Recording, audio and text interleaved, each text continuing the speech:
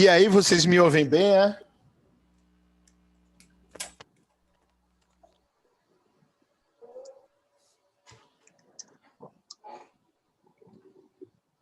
Jennifer, você aqui de novo?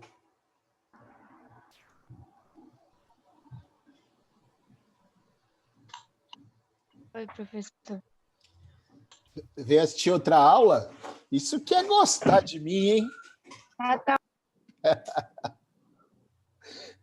Seja bem-vinda, Jennifer. Eu não estou reclamando, não, viu? Oi, professor, boa tarde. Boa tarde, Amanda. Boa tarde, professor. Boa tarde, Felipe. Bom ver vocês aí.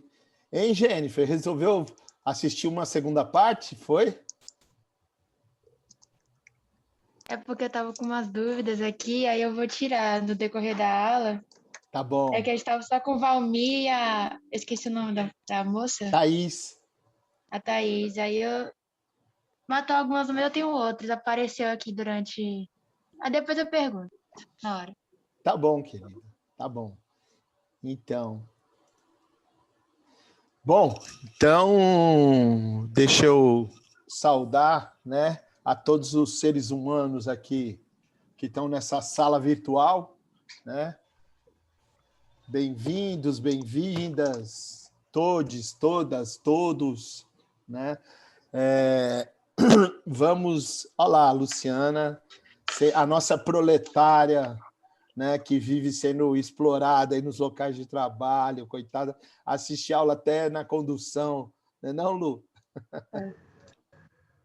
Luzinho está no trabalho agora.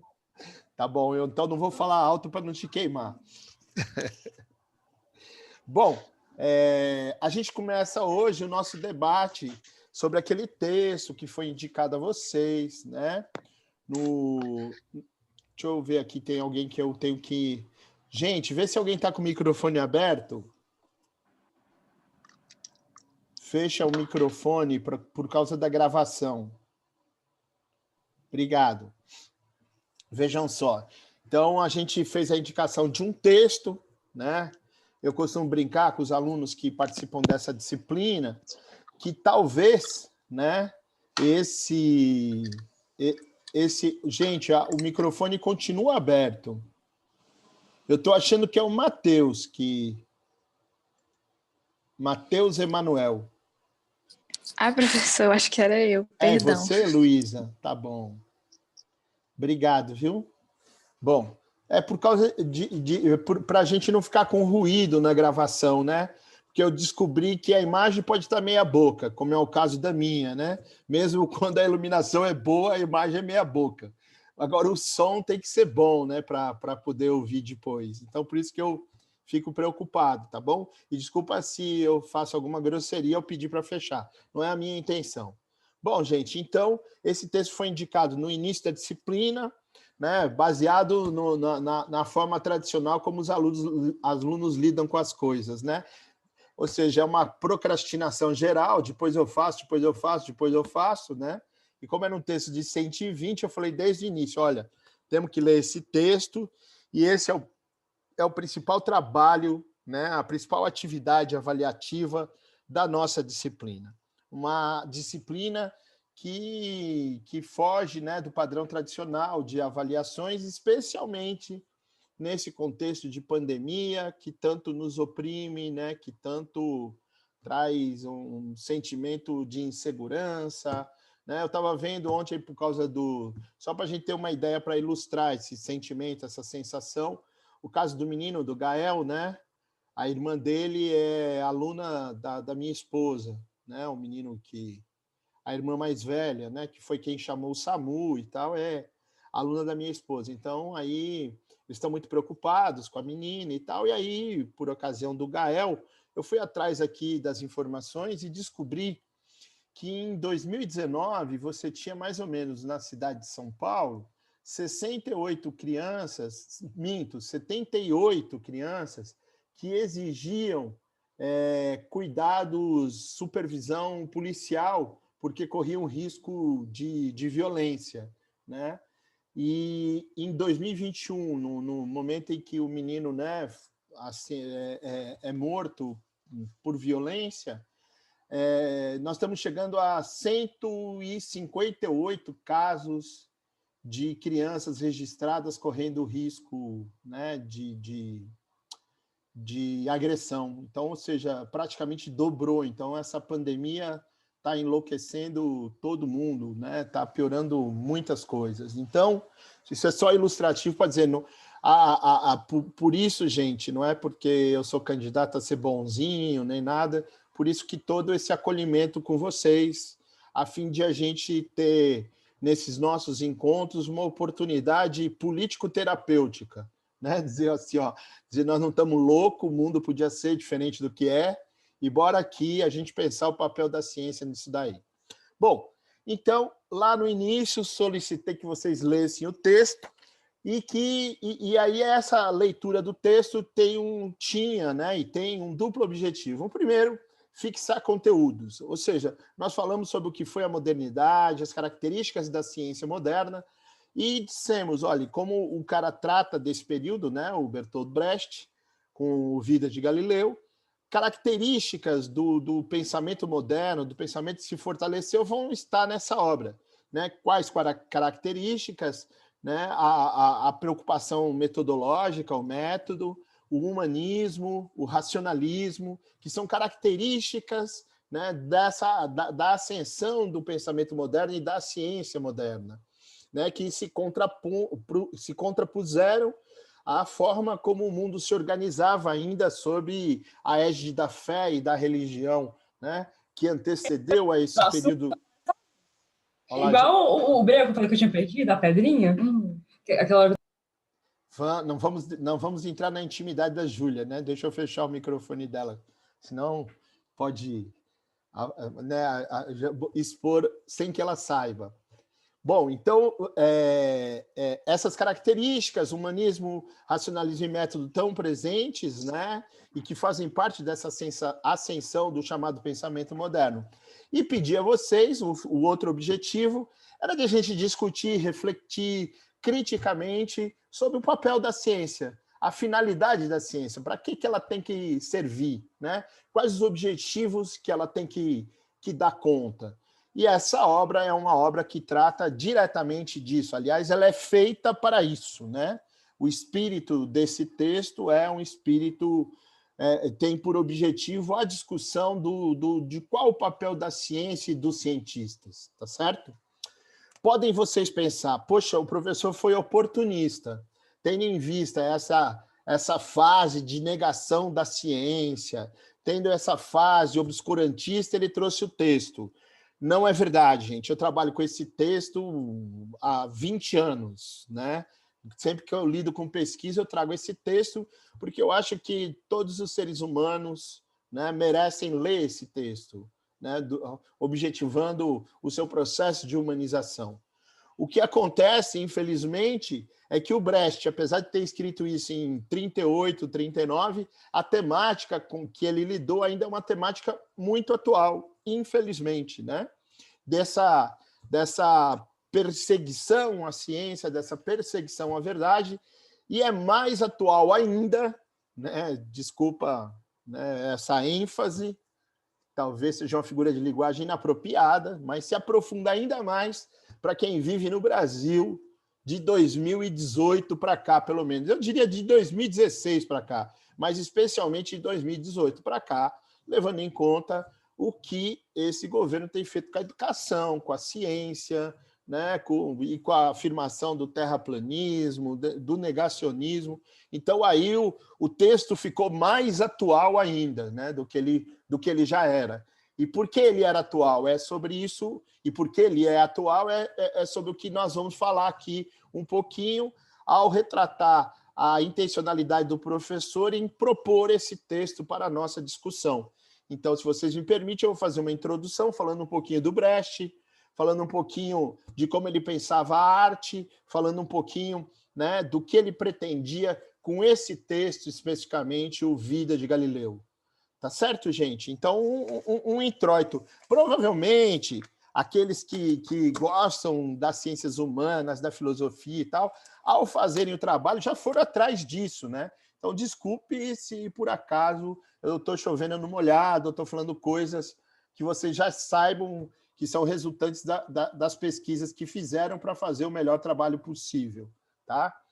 Se alguém está pensando, tadinho dele, é um iludido, quero dizer a vocês que não sou, não. A realidade tem me demonstrado que toda vez eu tenho alguém que faz isso, viu? Então, eu não estou falando querendo fazer ironia. Sempre sempre teve, né? Nesses mais de 20 anos que eu trabalho com esse texto.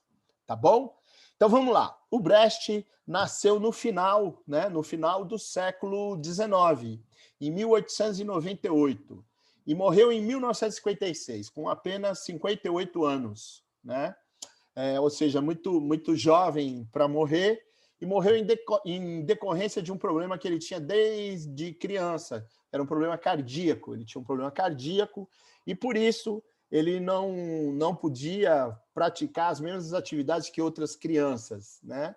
Então, como ele não podia se dedicar à prática esportiva, a outras atividades que, em geral, recreiam, né? São utilizadas como formas de recreação, nos seus momentos de tempo livre, a ludicidade dele, ele atendia com leitura. Ele gostava muito de ler, leu muita poesia, muita literatura, e precocemente resolveu se dedicar, fez uma escolha profissional, né? Dizia, olha, eu quero ser escritor, né? Com 15 anos ele escreveu a sua primeira peça de teatro, né? Claro, uma peça simples, feita para crianças, né? E que hoje em dia nem é retratada e trazida como um resultante da sua obra. Em geral, o pessoal analisa o período produtivo dele de 1918 até sua morte, ou seja, dos 20 anos, quando ele fez 20 anos, até sua morte com 58 anos, né? E essa obra é uma obra composta, é uma obra vastíssima, né?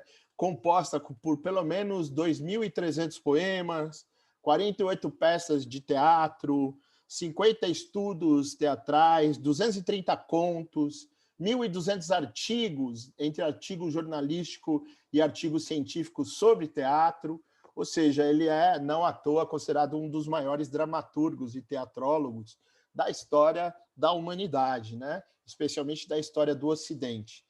Ele é o autor de dramaturgia de teatro mais encenado no mundo depois do Shakespeare. Então, ele só perde para o William Shakespeare. Ele é o segundo autor mais encenado no mundo, mesmo com toda a censura feita à sua obra, uma vez que se tratava de um autor comunista, né? O Brecht, ele se ligou precocemente ao Partido Social Democrata Alemão, que na verdade era o Partido Socialista Alemão. Então, durante toda a vida, ele foi um quanto mais crítico do sistema, um quanto mais crítico do capitalismo, tá certo? Então, Brecht, ao se enamorar, ao se apaixonar pela literatura e pelo teatro, ele, especialmente pelo teatro, ele participava muito das feiras livres alemãs, onde você tinha apresentação de peças, era uma forma de divertimento dele, dos amigos dele, do grupo dele.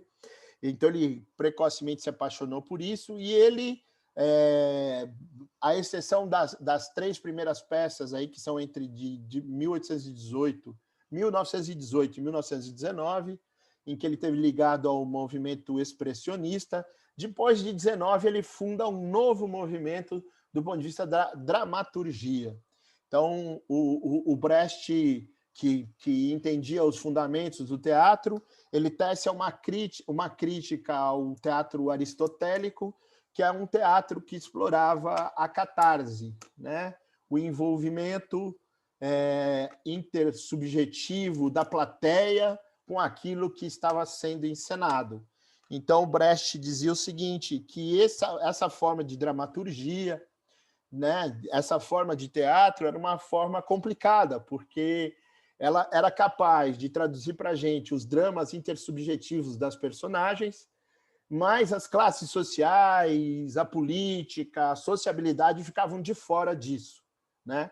Então, nos conduzia a um exercício catártico, entendendo a catarse como aquele momento da emoção trazida pela literatura, pelo cinema, pelo teatro, aquela que, né, com a qual você se envolve. Tem um microfone que abriu aí, gente. Dá uma olhadinha, por favor, confiram.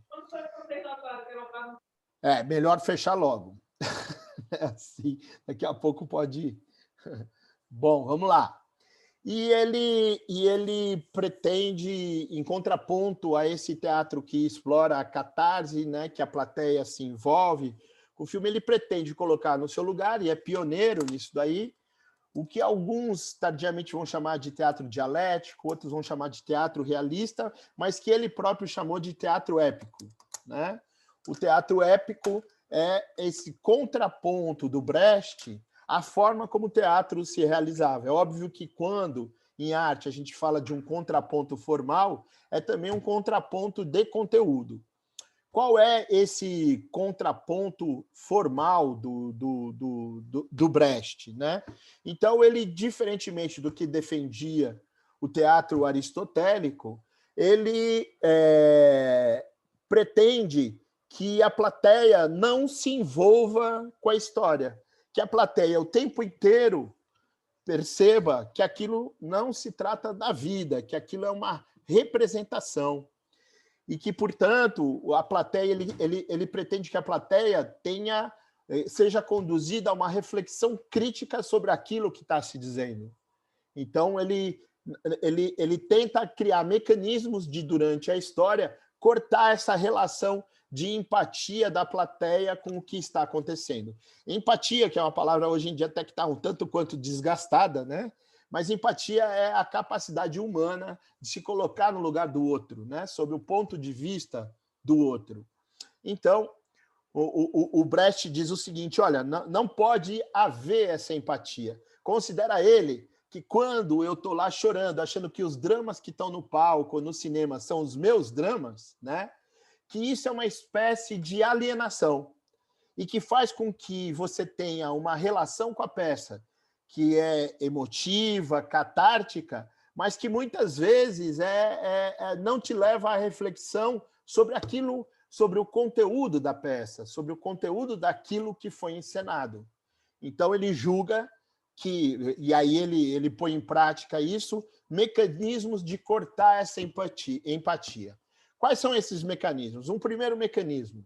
Então, ele coloca um ator, ele quer um ator que não entre dentro da personagem, que seja um ator que tenha um distanciamento. Então, em um determinado momento, o ator, ao invés de falar a fala da personagem, ele fala como se fosse o narrador do que o seu próprio personagem fará. Então, nessa hora, ele se dirige à plateia e meio que diz, olha, e agora ele vai fazer isso, isso, isso. E aí a plateia, óbvio, nessa hora fica assustada, fala, como assim? Ele está falando com a gente? Ele está falando com a plateia. Ou seja, são mecanismos de cortar aquele envolvimento com a história. Então, você começa a assistir o filme, de repente você está absorvido pelo filme. Então, ele cria mecanismos para cortar isso. O primeiro, né, é o distanciamento do ator. O segundo são elos entre um ato e outro, entre uma cena e outra, que são estabelecidos, esses elos, né, a partir de coisas muito estranhas, que nada tem a ver com a peça. Então, por exemplo, se vocês assistirem o Vida de Galileu, né, que foi em filme, de acordo com o método Brecht, tem uma hora que tem umas crianças que aparecem narrando o que vai ser o próximo ato. Ou seja, o segundo mecanismo de cortar essa relação da plateia, né, com a obra de arte. Para dizer, olha, isso aqui não é a vida, isso aqui é uma peça de teatro. O tempo inteiro você tem que saber disso. Uma terceira possibilidade, que foi por ele muito usada, e depois ele desenvolveu o que ele chamou de teatro didático, que era um teatro sobre aprendizado para formação de atores, é o ator, inclusive, descer do palco e fazer uma interação com a plateia, né? Se dirigir de perto à plateia, provocar a plateia para criar algum incômodo, a fim de criar esse vínculo de empatia, né? Julgava o Brecht que a catarse, essa coisa que toma a gente, né, quando está assistindo uma peça de teatro que nos emociona, né, que a catarse seria uma espécie de alienação, ou seja, o cara cancela a sua realidade, vai lá para a peça de teatro e a peça de teatro acaba sendo muito mais um entretenimento do que um elemento formativo da pessoa. Então, Brecht tinha uma concepção de arte. A arte para ele era desvelar o real. E entre outras tarefas, no desvelamento do real, né, a arte tem que sempre demonstrar que ela o cinema tem que demonstrar que é cinema. No caso específico dele, ele lidou muito mais com o teatro. O teatro tem que a todo tempo mostrar que ele é teatro, que ele não é a vida. O que se pretende é que a pessoa saia dali não morrendo de chorar porque o mocinho morreu ou foi preso, mas ali saia dali refletindo sobre o que aquela peça, né, trouxe de elementos para se pensar a vida.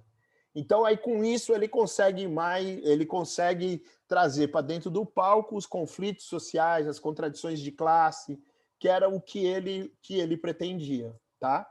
Então, essa foi a primeira vez na história que houve esse questionamento sobre o teatro aristotélico, e o Brecht foi pioneiro, né, influenciando vários autores, né, vários diretores de teatro do mundo todo, inclusive os brasileiros, né, Augusto Boal, né, vários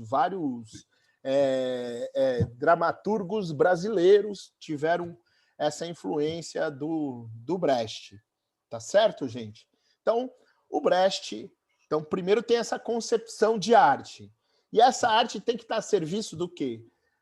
Brecht, em vários momentos, né, vai claramente mostrar qual é a sua posição política. Não existe para ele, na cabeça dele, tem alguém com o microfone aberto, gente. Por favor, me ajuda aí.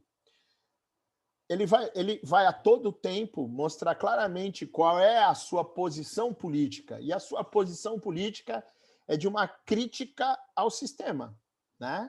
Então, Brecht julga que o fundamento de todo problema é o capitalismo, que o capitalismo precisa ser superado como sistema. Então, nas suas peças, principalmente nessa fase, né, do teatro épico, ou seja, de 21 do século passado até 1956, quando ele morreu, Brecht vai construir as suas obras tendo esse ponto de vista, né, emancipador, esse ponto de vista revolucionário em relação à sociedade capitalista. Tá? Então, Brecht, no espírito de alguém que está atrelado a um projeto de mudança estrutural da sociedade, né, aposta nas principais elaborações humanas para a batalha das ideias. Né? É óbvio que ele tem clareza que o mundo não se muda pelo teatro, mas se muda também com o teatro, também com o cinema, também com as artes. Então ele vai se dedicar a isso e ele elege a arte e a ciência e a luta, né, dos povos como elementos fundamentais em busca da superação da sociedade capitalista. Então, Brecht vai tratar com muito cuidado, né, e de uma maneira, diria eu, muito humanista do ponto de vista emancipatório, a ciência. Então, a ciência, em várias vezes, vai ser tema das suas elaborações, vai ser tema, né? Brecht julga que a dominação humana supõe necessariamente a ignorância. Então, a ignorância tem que ser combatida. E aí, ao combater a ignorância, Brecht dá um lugar de destaque para a ciência. Diz, a ciência é uma forma de combate à ignorância. A ciência é uma forma, portanto, de combate ao próprio sistema, porque não há domínio de uma classe sobre a outra que não seja por cima de mentiras, que não seja por cima de engodos, né? de mecanismos ideológicos, né, de manipulação da consciência das pessoas. Então, ele acha que a arte e a ciência têm que estar comprometidas com essa perspectiva. Pois bem, então, para se fazer teatro, há também que não abrir mão de um teatro que seja realista. Então, daí mais uma justificativa da crítica à catarse. Ele acha que a catarse ela não é realista, porque o cara se emociona com a história de vida de outro, né? E que ali o que serve é muito mais a apresentar as contradições da sociedade do que o envolvimento com a desgraça de um personagem específico, tá certo? Muito bem, vamos falar aqui sobre o que pensa o Brecht, né? Não vamos trazer as polêmicas em torno disso, da sua vida. Muito bem. O Vida de Galileu se inscreve, então, nessa tradição do Brecht de tematizar a ciência, né? Mas a tematizar a ciência a fim de quê? Gente, não existe obra de ciência, não existe obra de ciência, nem de ciência e nem de arte que não sejam comprometidas, tá? Fala assim, e comédia romântica de Hollywood, não é arte, né? E é comprometida, de alguma maneira, comprometida com o acúmulo de riqueza, né, das grandes empresas cinematográficas. Elas têm uma finalidade, é entreter as pessoas, fazer a pessoa passar tempo, né? Ou seja, é uma falsa catarse, é uma experiência divertida de passatempo, né? Ou seja, isso vem muito, e mais para a gente pode discutir isso, a partir do fortalecimento da indústria do lazer, né? Quando o movimento operário consegue estabelecer uma jornada de trabalho, há a necessidade de dominar o tempo de não trabalho. E aí a indústria cultural vem para isso, né? Para manipular essas consciências no momento em que as pessoas não estão no trabalho. Ou seja, como é que eu controlo a fim de que as pessoas não se rebelem com o sistema? E a indústria de entretenimento, a indústria cultural, vem para isso. Então, quando o Brecht está falando de arte, ele está falando de arte enquanto possibilidade de desvelamento da realidade. A verdadeira arte é sempre uma arte comprometida com a verdade, comprometida com a realidade. É o que, né, o Lukács depois vai chamar de realismo crítico, né? Como é o do Machado de Assis no Brasil. Ou seja, de mostrar, assim, por meio da arte, a sociabilidade humana, fazer com que as pessoas, né, tenham contato com a realidade e entendam a realidade. Uma frase do Brecht, abre aspas, é o próprio Brecht. Apenas quando somos instruídos pela realidade é que podemos modificá-la. Então, o conhecimento da realidade ele é fundamental para a ação humana. Em um dos seus poemas, ele disse isso. Então, Brecht está comprometido com isso. E mais do que está comprometido em valorizar a ciência, nessa peça que eu indiquei para vocês, que é uma peça escrita entre 1938 e 1939, Brecht enfrentava um problema da realidade alemã, né? O que é esse problema da realidade alemã? Em 1932, é nomeado chanceler da Alemanha, um pintor de paredes austríaco chamado Hitler, e em 1934, com a morte do presidente, ele assume a presidência da Alemanha. Então, se o fenômeno do nazismo já vinha se fortalecendo na Alemanha, na década de 30, ele ganha densidade, ele se aprofunda. E o Brecht está vendo um monte de coisa acontecer na Alemanha. Em 1938, 39, Brecht já estava num exílio na Dinamarca, ele vai para a Dinamarca, e é lá que ele escreve o Vida de Galileu. E por que ele escreve o Vida de Galileu? Ele escreve o Vida de Galileu porque ele quer fazer uma crítica aos cientistas alemães.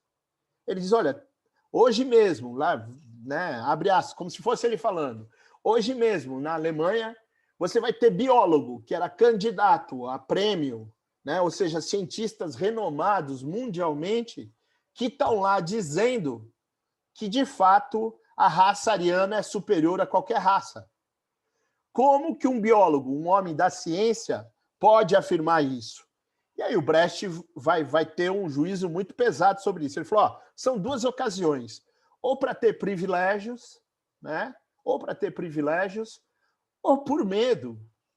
Ele diz, ó, a pessoa abre mão da verdade porque se corrompeu, porque virou alguém venal. Venal é aquele que vende a sua consciência, a venalidade. Então o cara tem consciência de que está se vendendo, né? Ou então ele está subserviente porque tem medo da morte. E aí esse cara, né, vai dizer o Brecht, ele vai dizer, gente, o sujeito que não conhece a realidade e age equivocadamente, né, é um ignorante. Mas aquele que conhece a realidade e abre mão de falar a verdade é um criminoso. Sabe, eu estou aqui parafraseando, mas essa ideia é do Brecht. Então, o Brecht tem essa posição muito rigorosa sobre qual o papel da ciência. E está vendo os cientistas alemães se entregarem ao nazismo. Então, é no aqui e agora, 38, 39. Ele está lá escrevendo, fora da Alemanha, porque era comunista e contra o sistema, então ele tem que sair para não morrer, né? E lá em 38, 39, escreve o Vida de Galileu. E por que o Vida de Galileu? Porque ele pegou, né, a temática do Galileu Galilei. Brecht, na Dinamarca, que também era um país capitalista, corria o risco de ser extraditado para a Alemanha. Então, o que faz o Brecht? Ele fala, olha, eu não posso falar diretamente, então eu vou ter que fazer a crítica indiretamente. Deixa eu buscar na história um caso de alguém que descobriu a verdade e abriu mão da verdade. E quais são as consequências disso para a humanidade? Aí nós tivemos vários filósofos, vários pensadores que foram assassinados, mortos, né, ou presos, porque não abriram mão de falar a verdade. Um deles, né, o Giordano Bruno. Giordano Bruno, apesar de clérigo, ele desafia, né, ele desafia a Santa Inquisição e morre queimado em praça pública. Então, no texto, o queimado vivo é uma referência, né, ao Giordano Bruno, que há pouco tempo antes de Galileu havia sido queimado em praça pública. Então, o Galileu Galilei, o Galileu Galilei passa a ser essa figura que Brecht procurava, que é quem? Um cientista brilhante, um físico, matemático, né, dos mais importantes que a humanidade produziu, e que fez uma descoberta significativa. Qual é essa descoberta? Ele pega uma hipótese de um sujeito chamado Copérnico, que tinha dito o seguinte, olha, o nosso sistema não é geocêntrico, é heliocêntrico. Ou seja, não é o Sol e os outros planetas, os outros astros que giram em torno da Terra, né?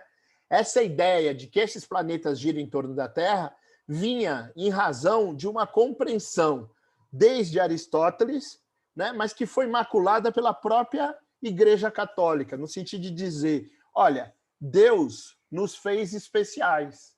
Esse é um país, esse é um planeta especial, em que Deus colocou a sua criação. O homem é a imagem e semelhança de Deus. O olhar de Deus está posto sobre nós. E por isso, compadecidos que nós vivíamos na escuridão, ele colocou uma luz para iluminar o nosso caminho, ou seja, o sol. Essa era a compreensão vigente à época de Galileu Galilei.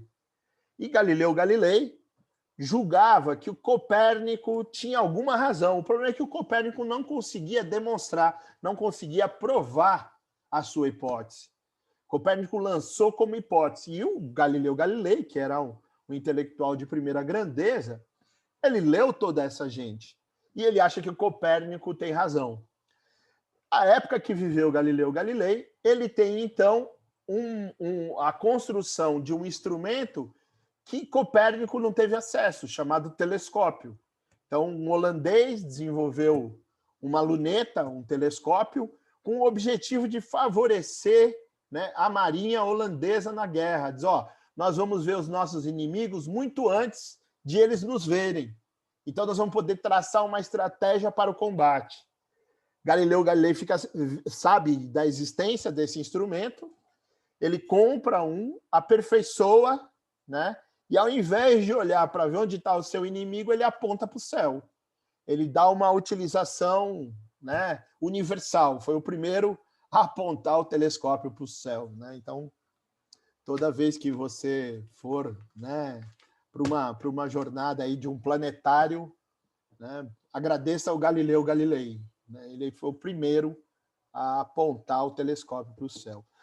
Ao fazer isso, ele consegue, com seus próprios olhos, né, demonstrar aquilo que Copérnico não havia conseguido demonstrar. Ou seja, ao analisar os movimentos dos astros, ao ver as luas de Vênus, né, os anéis de Saturno, ao ver tudo isso daí, ele percebe que tudo está em movimento e que a Terra também está em movimento. E mais que isso, que o elemento central desse sistema é o Sol. Na verdade, a Terra é um pedaço de rocha que gira ininterruptamente sobre o seu próprio eixo em torno de um outro astro.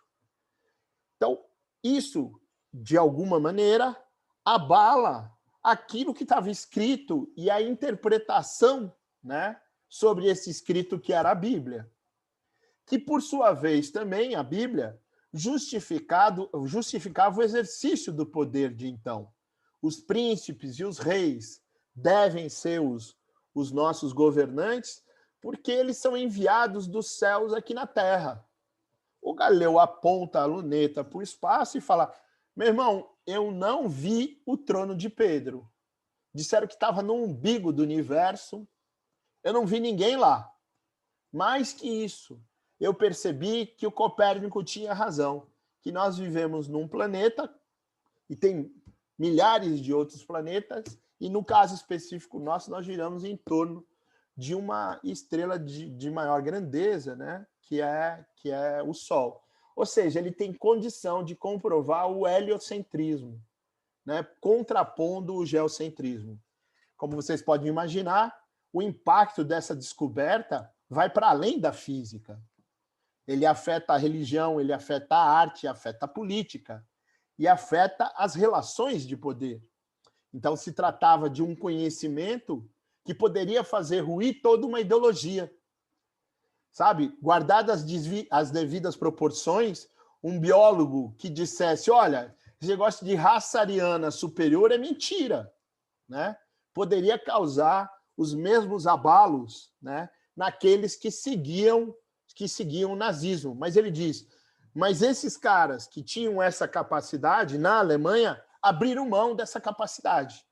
Um outro caso na história, né, pegando um sujeito que viveu há muito tempo atrás, no século XVII, né, esse sujeito abriu mão da verdade. Abriu mão da verdade porque, na condição de físico, ele foi chamado pelo Santo Ofício, ou seja, pela Inquisição, e perante a Inquisição, ele abjurou, ou seja, ele abriu mão de todas as suas descobertas. Ele disse: o que eu descobri não é verdade. Com isso, ele se livrou de ser torturado, porque até então se dizia o seguinte, que quem falava contra a Bíblia, contra Deus, contra o que estava estabelecido, era alguém que estava tomado pelo diabo, né? E aí você tinha instrumentos de expurgar o diabo do corpo das pessoas, né? Então, nós sabemos que isso afetou demasiadamente o feminicídio da época, né? Muitas mulheres morreram por conta disso, mas também as pessoas eram ameaçadas dessa tortura. O Galileu, que era físico, ele não tomou um tapa. Ele não foi submetido a um instrumento, porque só de olhar para os instrumentos, ele já sabia o que aquilo ia fazer no seu corpo e disse: onde é que eu assino? Então, eu vou dizer aqui, nós vamos fazer uma declaração geral de que as suas descobertas não são descobertas verdadeiras. Porque Galileu, conforme ia descobrindo as coisas, ao invés de escrever em latim, que era a língua de poucos, ele escrevia em italiano, que era a língua de muitos. Ele queria difundir as suas descobertas, né? As descobertas científicas. Então, Galileu abjura. Muito bem. Então, a história que o Brecht recupera é a história do Galileu Galilei. É óbvio que, para isso, o Brecht teve que se preparar. Então, ele leu os discursos sobre as duas novas ciências, ele leu todo o material de biografia do Galileu Galilei, ele leu quem eram os intelectuais, ou seja, ele precisava fazer todo um contexto histórico, né, que tivesse verossimilhança. Então, isso não sai da cabeça de alguém. Então, você fica imaginando, do ponto de vista do trabalho do autor, tudo que ele teve que ler e estudar para escrever uma obra desse tipo, né? Uma obra desse tipo. E, nesse caso específico, qual a consequência para a humanidade quando, né, a ciência abre mão de dizer a verdade? Quando os cientistas abrem mão de dizer a verdade? Voltando, quem ele estava querendo criticar? Os cientistas alemães. Só que ele não podia fazer diretamente. Então ele vai buscar na história uma metáfora. Uma metáfora. Seu microfone ficou mudo. O meu microfone? É? Voltou? Não sei se ficou para todo mundo, Felipe, mas eu repito aqui. Então ele vai buscar a vida de Galileu como uma metáfora do que estava acontecendo na Alemanha para poder criticar indiretamente os cientistas, né, que exerciam aquela atividade que Brecht tanto prezava, que era a ciência, que abriam mão de falar a verdade, ou por medo, ou por serem almas suscetíveis aos privilégios oferecidos para que eles se calassem. Então, é disso que trata o texto. Então, quando a gente fala, olha, finalidade da ciência, podemos dizer, tem vários trechos no texto, mas o livro todo é um livro para fazer essa discussão. Tá certo? Então, essa obra ela é escrita em 1938, 39, e podemos dizer que é incrível a sua atualidade, né? Diz assim, olha, por que essa obra é tão atual? E com isso eu termino a introdução. Primeiro, ela é atual porque ela, assim como a obra de Brecht é atual, porque é uma obra que trata dos dramas humanos num determinado quadro de relações sociais, que são as relações sociais capitalistas, né? Então, muitas das obras do Brecht são obras de crítica ao capitalismo sob o ponto de vista dos de baixo, sob o ponto de vista da construção de um outro tipo de sociedade. Então, um autor desse naipe, desse nível, nós podemos dizer que enquanto houver capitalismo, o Brecht sempre tem algo a dizer. Se é que nós vamos nos livrar do capitalismo, será que pode ser que o planeta acabe antes, né? Mas, enquanto houver, o Brecht é um autor absolutamente atual. Ocorre que, com uma série de acontecimentos do mundo, que vem desde a década de 90, o fim da União Soviética e da bipolaridade no mundo, né? A ideia de que o capitalismo venceu, o fim do estado de bem-estar social na Europa, ou seja, a gente vive dos anos 90 para cá, uma regressão do ponto de vista dos direitos sociais, dos direitos humanos, e no caso brasileiro, a gente teve um contraponto recente, né, de um movimento da direita que se articulou, criou o impeachment da presidenta e negou tudo aquilo, o mínimo de bem-estar social que havia se efetivado, e com uma ideologia de direita. Uma ideologia de direita que vai dizer o seguinte, o capitalismo é o que melhor pode se ter. Então, por que tem desigualdade? Tem desigualdade porque tem ser humano que tem capacidade, o outro não. Isso é uma mentira. Isso não se sustenta cientificamente.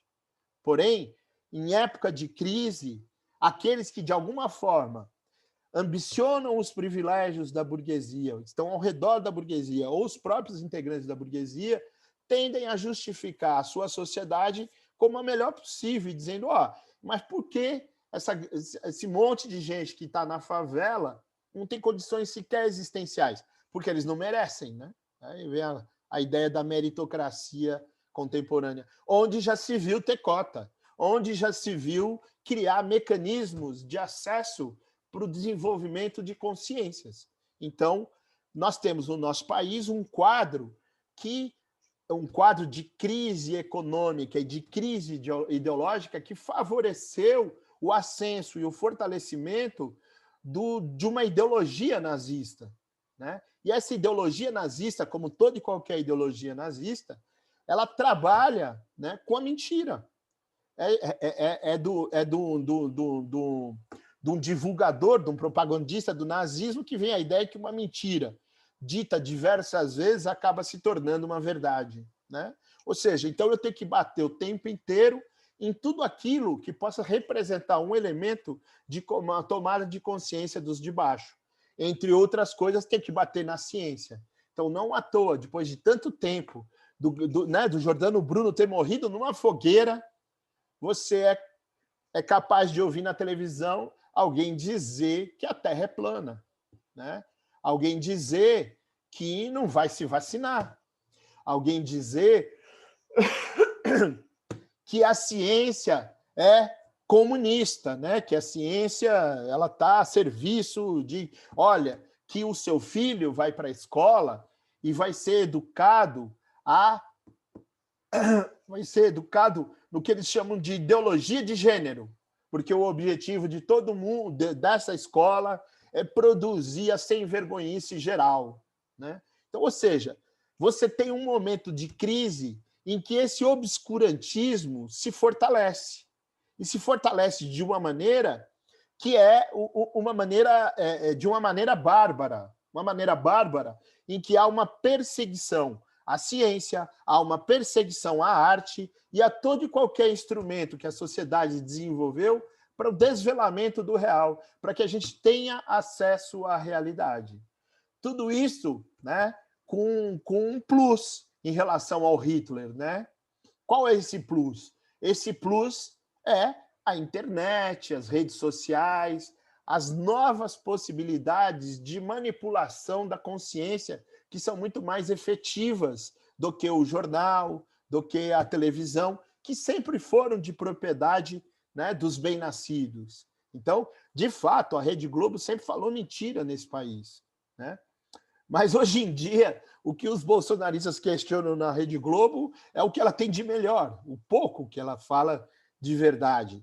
Então, as redes sociais, ao mesmo tempo que trouxeram a possibilidade da contraposição, de se ver o outro ponto de vista, eu não sou daqueles que demonizam redes sociais, elas acabaram sendo um instrumento muito mais efetivo e eficiente de manipulação das consciências. Então, o sujeito lê alguma coisa no Instagram e diz o seguinte, olha, você viu o que o jornal tal, e às vezes é um jornal que nem existe, né? A tal das fake news, a tal da pós-verdade, né? Ou seja, tudo isso é um movimento que hoje em dia, infelizmente, está presente na nossa cultura e, pior, tem agora ingressado na universidade. Hoje em dia nós já temos, né? Olha que paradoxo, o cara é um acadêmico, um professor universitário, né? E ao mesmo tempo um negacionista. É um paradoxo. Isso é de fato, isso não é uma contradição, isso é um paradoxo. Então, o Vida de Galileu, gente, não foi oportunismo meu, dizer, olha, nessa época de bolsonarismo, bora ler o Vida de Galileu. Eu leio o Vida de Galileu com os meus alunos há mais de 20 anos. Agora, por que ele está mais atual? Infelizmente, ele está mais atual tendo em vista o quadro que nos encontramos do ponto de vista do debate da ciência, da educação, que são resultantes do ascenso, da ascensão do pensamento de direita nazista, né, com traços neonazista, que esse governo representa, né? Então, ou seja, a pandemia e o trato com a pandemia é só uma das facetas desse negacionismo da ciência, né? E hoje, enquanto eu aguardava para fazer consulta, vi lá o depoimento do presidente da Pfizer na América Latina, reafirmando que desde julho haviam oferecido para o Brasil comprar vacinas, né? Então, ou seja, cada vez mais se demonstra, né, que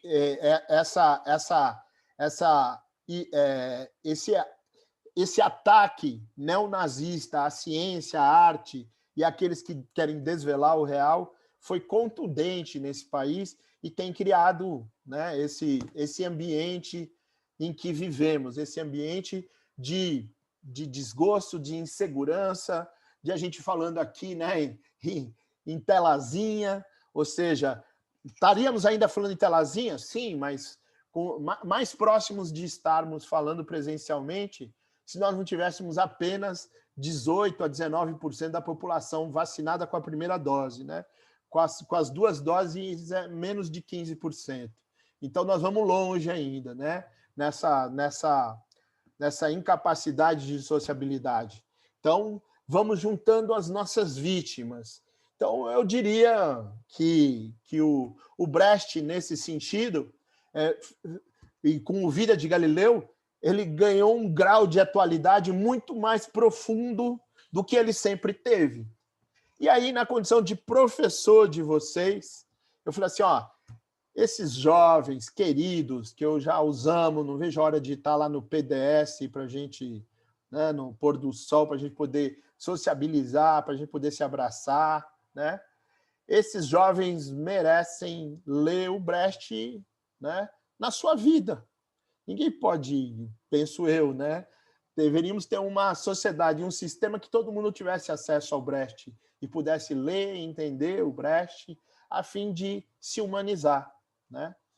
Para encerrar essa introdução, antes de passar um vídeo para vocês, que eu vou pedir que a Thaís me ajude, né? Queria aqui buscar alguns trechos que estão relacionados ao Vida de Galileu e que foram, né, de frases ditas pelo Brecht, né? Uma delas, aí, para a gente ter coragem na nossa luta. Temam menos a morte do que a vida insuficiente. Outra, o amor é a capacidade de criar algo com a ajuda do outro. Outra, apenas quando somos instruídos pela realidade é que podemos mudá-la. E um poema clássico dele que é o Nada é impossível de mudar. Desconfiai do mais trivial, na aparência singelo, e examinai, sobretudo, o que parece habitual. Suplicamos expressamente, não aceiteis o que é de hábito como coisa natural, pois em tempo de, olha o nosso tempo, pois em tempo de desordem sangrenta, de confusão organizada, de arbitrariedade consciente, de humanidade desumanizada, nada deve parecer ser natural, nada deve parecer ser impossível de se mudar. Então, o compromisso do Brecht é esse. E antes que a gente... Eu esqueci de falar uma coisa também a respeito da arte do Brecht. Desculpe, gente, eu fui fazendo encadeamento, mas acho que é uma informação interessante. Outro mecanismo que ele tem de tratar o realismo crítico é fazer com que os seus personagens não sejam os personagens clássicos burgueses, né? Então, o nosso herói desse texto não é um herói desprovido de defeitos. É gente como a gente. Então, é um cara que é contraditório, que tem o seu... gosta de comer bem, gosta de vinho, gosta de queijo, que se caga de medo, não precisou tomar um tapa e já jurou da verdade, né? Ou seja, é um herói que você se afeiçoa e, tendo em vista a nossa sensibilidade estética, a gente fala, bom, mas no fim ele vai ser vencedor. Aí você vê um momento em que ele abjura, que ele abre mão da verdade. Aí o cara diz depois para ele, mas você só abjurou para poder ter paz de espírito e escrever uma obra de ciência que só você seria capaz. E ele vai dizer ao discípulo dele, ele vai falar, não, eu abjurei porque eu tive medo da dor física, ou seja, eu sou um cagão, eu tenho medo. E mais que isso, não existe uma obra de ciência que uma única pessoa possa escrever. Vai dizer o Brecht na voz do Galileu Galilei.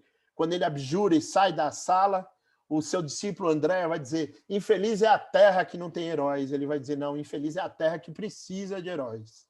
Então o Brecht vai a todo tempo, inclusive, mostrar o que ele pensa como emancipação humana. A emancipação humana é esse ato coletivo de tomada de consciência, em que uma vanguarda é importante, mas ela é insuficiente.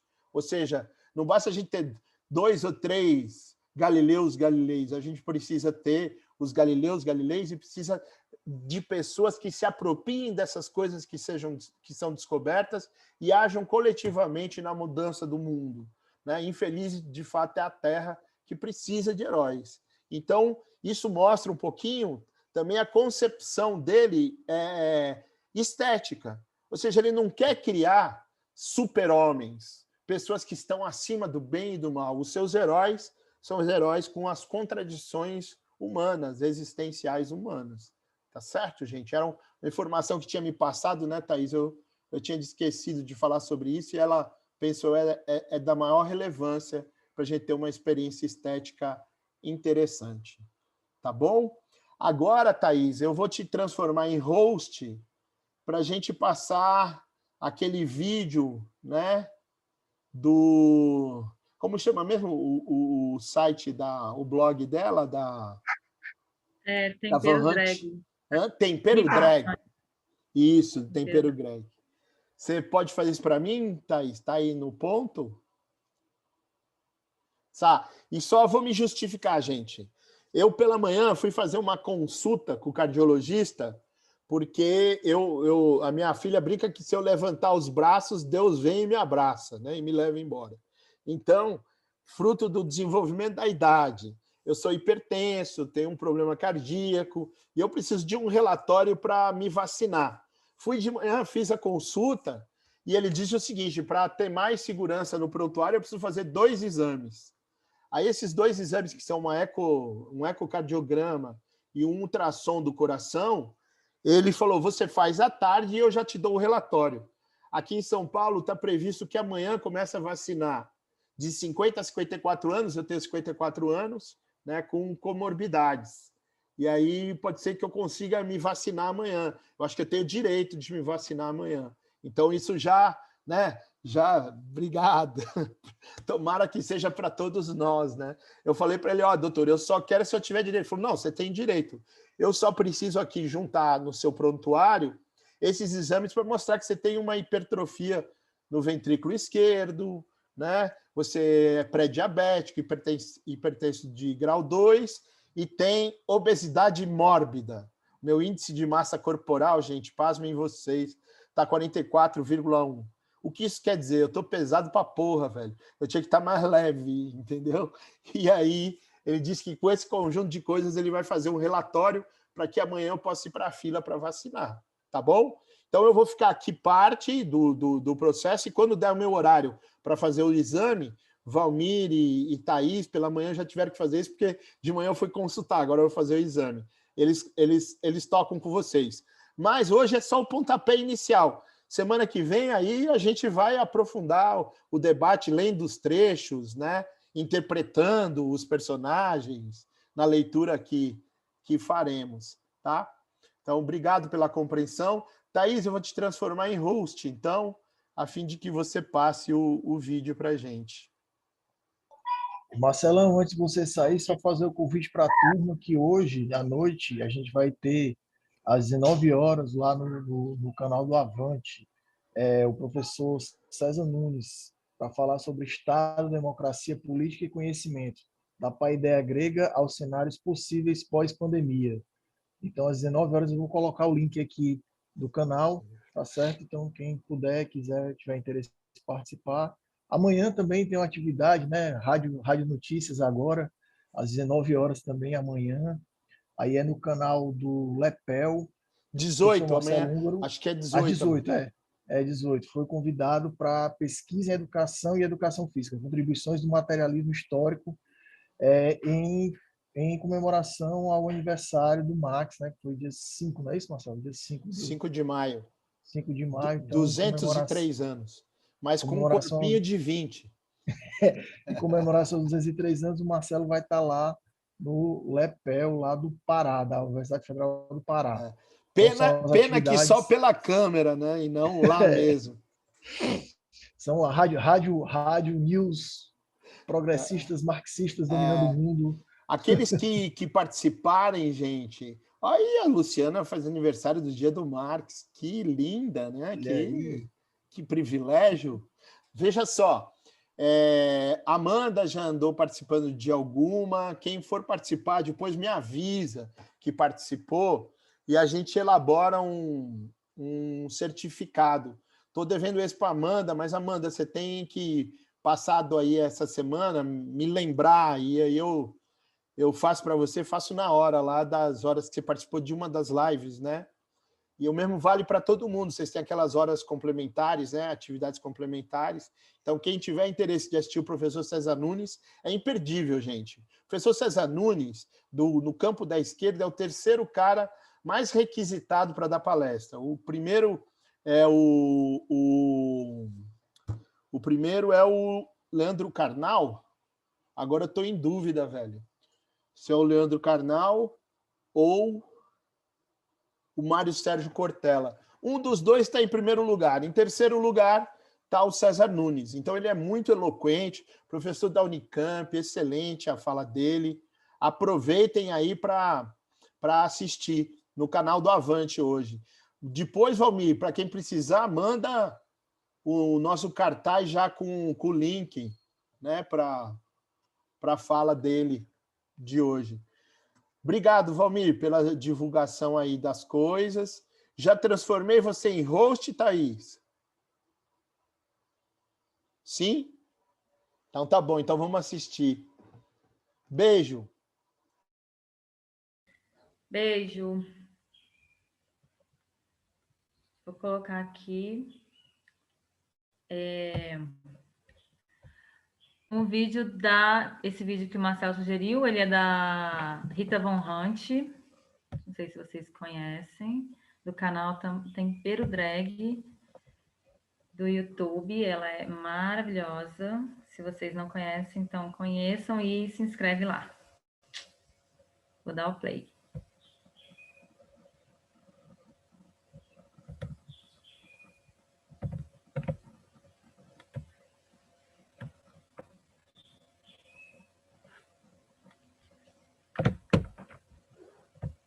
Olá a todos e bem-vindos à redação do Tempero Drag. Eu sou Rita Von Hunt. Como você já pode ter visto em algum local desta tela, o tema do vídeo de hoje é Brecht e o nosso tempo.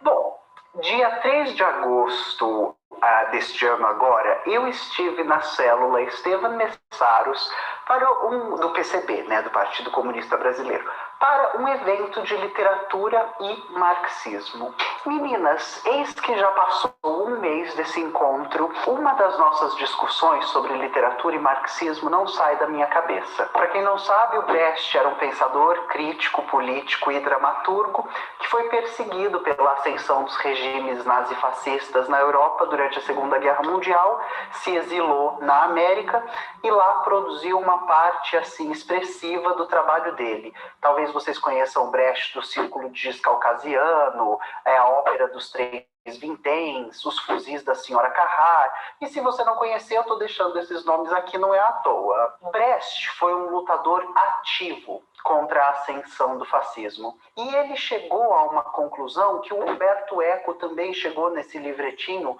da luta contra o fascismo, de que de muito pouco adianta que a gente tente combater o fascismo como uma expressão formal de um conteúdo de ódio, se a gente não tentar combater o capitalismo. O capitalismo desenfreado, selvagem e explorador é sempre a raiz do fascismo. Eu trago essa reflexão no vídeo de hoje porque é 2019, já vai ser 2020 e a gente tem visto a ascensão e queda do Bolsonaro no Brasil. E com ela, a ascensão e talvez queda de um sentimento às voltas com o fascismo. O vídeo de hoje é sobre por que Brecht continua tão atual, tanto tempo depois dos seus escritos, e, em especial, por que é fundamental que a gente se preocupe em combater o fascismo mirando para sua raiz, o capitalismo desenfreado. Sem que a gente combata o capitalismo desenfreado, assim que o Bolsonaro for vencido, democrática e ideologicamente falando, a gente vai se ver defrontados e defrontadas com uma nova batalha contra o João Dória, ou o Partido Novo, ou o Alexandre... Os ovos da serpente, que são um termo da crítica, para descrever essa reminiscência de um sentimento nazifascista, proto-fascista, proto-nazista ou neo-nazista e neofascista, esses ovos sempre eclodirão se a gente não refrear e reformular. Mas se Marx quiser superar o capitalismo? O capitalismo, ele engendra as suas próprias crises. E as crises capitalistas, elas são majoritariamente engendradas pelo excesso de produção e por uma crise no bem-estar social. Welfare state. Quando a gente pensa na história do Ocidente e das nossas democracias burguesas e capitalistas, a gente vê que existe sempre uma alternância entre um estado elevado de bem-estar social, que será então suprimido por uma vertente que vai se debruçar sobre avanços econômicos. E aí, avanços econômicos diminuem bem-estar social e bem-estar social diminuem avanços econômicos. Qualquer similaridade com a alternância do FHC com o PT e do PT com o PSDB é meramente ilusória. Na nossa configuração de democracia burguesa e de capitalismo neoliberal, os direitos trabalhistas e o bem-estar social são fatores concedidos a sempre parcelas muito pequenas da população que, ao receberem esses direitos e essas benesses, por assim dizer, do Estado, em vez de lutarem para que esses direitos, essas benesses sejam estendidos a toda a classe trabalhadora, eles começam um tipo de competitividade entre a classe trabalhadora. E aí a classe trabalhadora se fragmenta, se sectariza e começa a lutar contra ela mesma em nome dessas benesses e desses pontos de bem-estar social. Essa alternância entre um ciclo de ascensão de bem-estar social, que vai ser então substituído por um ciclo preocupado com a economia, está muito claro quando a gente analisa a história política dos Estados Unidos no século XX. Bom, então agora eu vou ler para vocês alguns excertos do Brecht selecionados pela professora Iná Camargo, que é professora aposentada da USP e que escreveu muito sobre o Brecht. Esses excertos foram lidos no seminário pela Juliana Gobi, uma atriz que também deve ter aparecido aqui graças à Rochalinha. Excerto número 1 sobre os ataques à educação. Quando se fala o tempo todo que alguém sem conhecimento nem educação é melhor do que alguém bem informado, é preciso perguntar, melhor para quem? Sobre o impeachment da Dilma sem presença popular nas ruas e a prisão do Lula sem luta popular. É preciso coragem para dizer que os bons foram derrotados porque eram fracos, não porque eram bons. Sobre o Moro e a Lava Jato. A ambiguidade caracteriza o falso. A verdade que se opõe à mentira tem que ser prática, factual, inegável e ir ao coração da matéria. A verdade tem que tornar as pessoas capazes de influir sobre os acontecimentos. O fascismo como fruto da crise capitalista. O fascismo é a forma mais crua, mais descarada, mais opressiva e fraudulenta do capitalismo. Não se pode levar a sério quem denuncia as brutalidades do fascismo, mas não combate o capitalismo. Esses não são contra as relações de produção que produzem a barbárie. São apenas contra a barbárie. Sobre o desmonte do IBAMA, do INPE e a Amazônia. Fascismo não é uma catástrofe natural.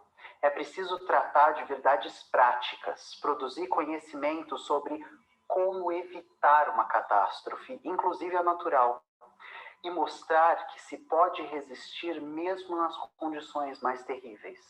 Sobre fake news. É preciso escrever a verdade e dirigi-la a quem é capaz de fazer uso dela. A verdade é guerreira.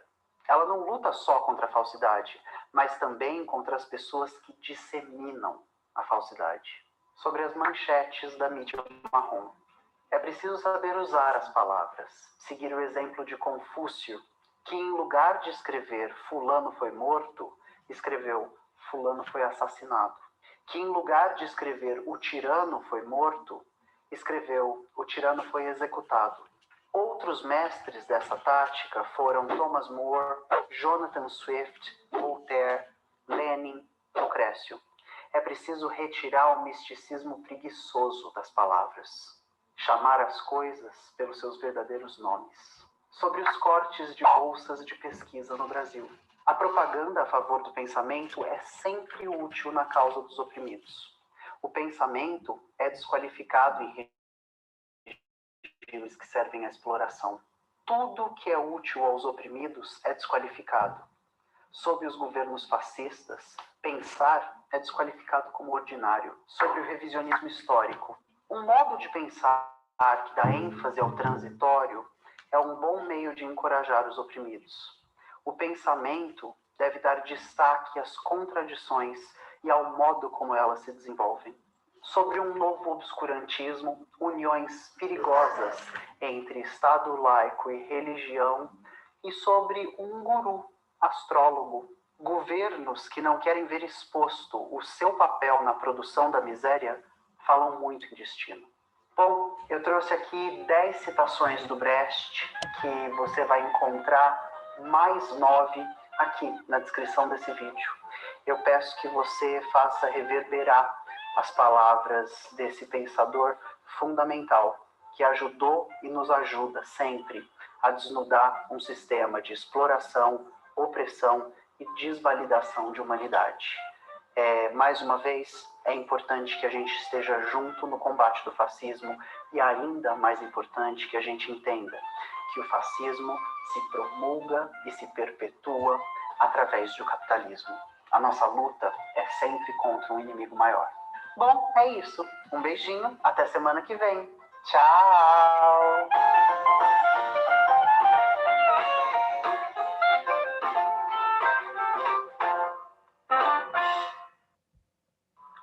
Lato. Opa.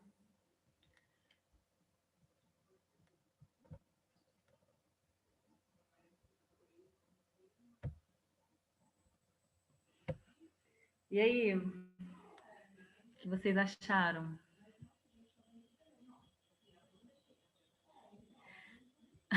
Letícia tá... Você já tinha visto, Letícia, a Rita Von Hunt?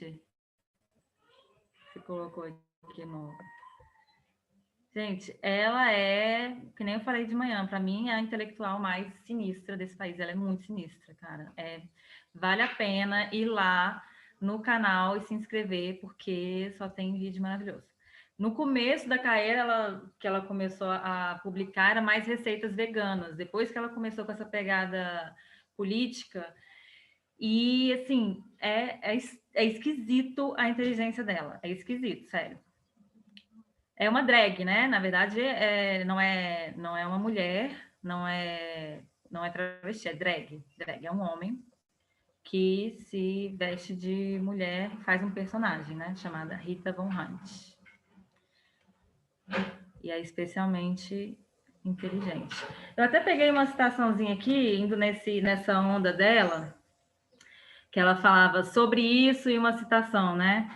E aí eu achei uma aqui que tem a ver com a perseguição, sobre a perseguição à educação, aos professores, à educação pública.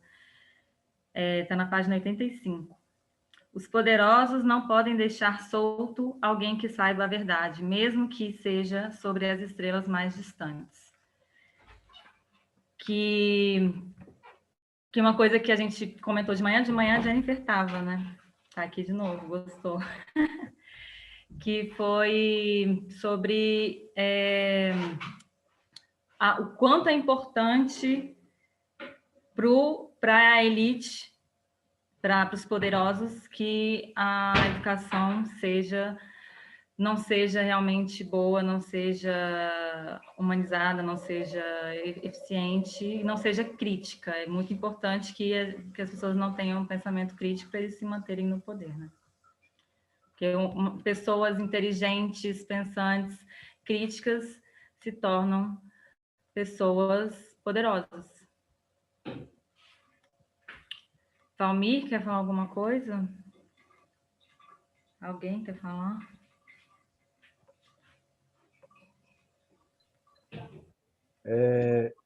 Não, Thaís, boa tarde, né, para a galera aí novamente, né, a Jennifer acaba escutando tudo de novo, né, Jennifer? Mas só para trazer, né, uma questão que eu trouxe de manhã e que me chama a atenção que esse discurso dela, né, esse vídeo ele é gravado em 2019, a gente está se encaminhando para a metade de 21. E assim, o texto é super atual, né? E aí a gente pega, eu vou fazer a mesma, trazer a mesma questão que eu trouxe de manhã, que é assim, a gente pega um texto do Marcelo Braz também, quando ele vai tentar explicar o golpe de 2016, né? E isso ele escreve no final do ano, no final de 16 e 17, e ele aponta muitas coisas que aconteceram, né? No transcorrer aí do governo Temer, a eleição de um cara da extrema-direita, que reforça esse discurso neofascista, né? Aí de, de, de supremacia, né? De machismo, de homofobia, tudo que aquele senhor lá representa. E, e, e assim, né, o pessoal diz, hoje a gente tem na mídia, né, se massificando os arrependidos, né? Começou lá com Frota, né, depois o próprio Moro, aí agora o pessoal do MBL, aquele Arthur do Mamãe Falei, né, todo mundo meio que dando uma de arrependido, porque o Bolsonaro traiu eles e tal, né, que o Bolsonaro se preocupava com a família, mas era a família dele, tudo. Então, assim, né, uma grande conversa para boi dormir, né, uma grande... Quem votou no Bolsonaro estava muito mais incomodado com as benesses, mesmo que muito pequenas, se a gente for fazer uma análise maior do governo do PT, dos 13 anos de governo do PT. Estavam muito mais incomodados com essa ascensão do que necessariamente com acreditando numa nova política. Até porque você acreditar uma nova política, acreditar uma nova política a um sujeito que está há 32 anos fazendo a mesma coisa, né? Que o Bolsonaro, a base do Bolsonaro, o Bolsonaro atuou durante muito tempo como um sindicalista da velha guarda das Forças Armadas, né? Não sei se vocês sabem disso, mas o eleitorado dele, né, do deputado como deputado, ele escrevia cartas a grandes figuras, né, a coronéis aposentados, para dizendo, né, que ele ia lutar pela garantia de continuidade das pensões, aumento de salários para esse pessoal, enfim, ia trabalhar para essa galera, né? Para essa velha corja aí do Exército. Então, o cara que se pautou sua política a isso, nunca fez nada de concreto, você acreditar esse sujeito que ele vai trazer algo novo para a política é, no mínimo, inocência, né? Não vou usar um termo que eu gostaria de usar, mas é no mínimo inocência. E aí a gente vê tudo que a gente está passando, né, que é asseverado, claro, pelo contexto de pandemia, né, pelo contexto pandêmico que nós estamos vivendo, né, e o fim desse reducionismo do antipetismo. Eu vou votar contra o PT. Sabe, assim, parece aquela coisa do meu filho aqui. Eu tô assistindo o jogo, você está torcendo para quem? Para isso, eu vou torcer para o outro, só para ser do contra. Sabe, na verdade, é a forma como a gente trata a política, né, que às vezes nos leva a ter essas questões bem evidenciadas, né? E eu acho que é isso, né, da gente pensar também da gente fazer que a gente fala de arte, né? Aí você pensa, e tal, mas como é que eu vou associar a arte com o contemporâneo, a arte com o que eu estou vivendo, ou a arte com o contexto político, econômico? A arte não é para isso, né? De fato, a arte não é para isso. O Marcelo explicou bem, né? Que a arte ela cumpre um papel também, um papel de estranhamento, de alienação, né? Que a gente sempre vislumbra aquela coisa que sempre vai dar certo, sempre tem um final feliz, né? E tudo e o Brecht, né, ele vai meio que vai romper com isso, né? Ele vai meio que acabar com essa perspectiva hollywoodiana, né? De que no final todo mundo vai chorar, se abraçar, se beijar, tem um casamento, tem um final feliz, né? Tem uma coisa bem e que é bem distante da realidade, né? Essa não é a nossa realidade, né? Tá bem distante. Então, é meio que isso. Inclusive, há uma crítica, né, aos críticos de arte, que o Brecht, ele o tempo inteiro, quando ele nas peças dele, nos textos dele, o tempo inteiro, quando você vai se envolvendo, ele faz uma quebra. Ele traz um elemento completamente diferente para você, volta para a realidade, para ele não deixar que aquilo, né, que você consiga abstrair da realidade, né? Então é algo bem interessante. De fato, essa a primeira vez que eu trabalhei com o Marcelo com essa disciplina foi em 18, né? Foi em 2018.2, ainda estava no presencial, né, em Brasília. E assim, sempre ele traz esse texto, de fato, como ele não se equivocou, ele sempre tá trazendo esse texto exatamente por causa disso, né? Que é um texto que é muito bonito e traz o tempo inteiro essas indagações, traz o tempo inteiro essas questões aqui para a gente, tá? Mas a ideia hoje é ouvir vocês, né, Thaís? Ouvi-los e ouvi-las, né? O que vocês têm a dizer. E aí, gente, só para uma questão metodológica, né? A Rita, ela dá um bom sinal para a gente ali, quando ela vai apresentar o vídeo dela, onde ela diz, por exemplo, lá, quando ela vai falar de educação, aí ela traz um trecho do Brecht que fala sobre a educação. Então, quando a gente for fazer essa sistematização aqui para apresentar, né, tipo, humanismo, aí você traz o trecho lá do humanismo e justifica por que você defende que aquilo ali é humanismo, né? Racionalismo, a mesma coisa, método, a mesma coisa, e se puder, de preferência, indicar a página que aí todos conseguem acompanhar, tá? Isso aí é só uma sugestão de exposição, né? Para facilitar para nós, para vocês e para todo mundo, tá? Então, acho que é isso, né, Thaís? Que aí os meninos podem, não sei se você vai querer falar mais, mas acho que os meninos podem também, né, aproveitar o momento para a gente fazer um esquenta, né? Você falou de manhã, foi esquenta, né? Fazer um esquenta, né? Para poder a gente pensar como vai ser daqui a uma semana, tá? Dia 20. O que é que vocês acham? Pode ser assim?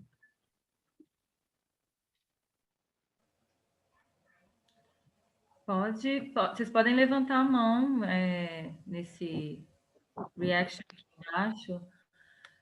Quem for falar, um de cada vez, sabe? O Antônio. Pode falar, Antônio. Estão me ouvindo? Sim. Então, o trecho que eu separei é um trecho que eu achei que pega muito o racionalismo e o humanismo ao mesmo tempo. É na página 80, é o penúltimo parágrafo dessa página. O Galileu fala assim, ele está conversando com um Sagredo, aí ele fala, faz toda a diferença. Veja aqui, Sagredo, eu acredito no homem, e isto quer dizer que acredito na sua razão. Sem esta fé, eu não teria força de sair da cama pela manhã. Aí eu entendi assim que nesse trecho o humanismo ele justifica o racionalismo e vice-versa. Porque, primeiro, o humanismo nessa parte abrange tanto o homem, né, como o antropocentrismo, vamos falar assim, e a sua própria razão natural. E por colocar o homem como o protagonista da história, né? E a busca na razão para a explicação dos fenômenos do mundo, que nesse caso é a queda do ptolomaico, né, do geocentrismo para o heliocentrismo. E também quanto ao racionalismo, por deixar claro o uso da própria razão humana. Tanto é que o Galileu toma isso como uma fé para ele, né? Ele não pega a fé religiosa, ele trata isso realmente como uma religião para ele, uma fé para ele. Foi essa a interpretação que eu tive desse trecho.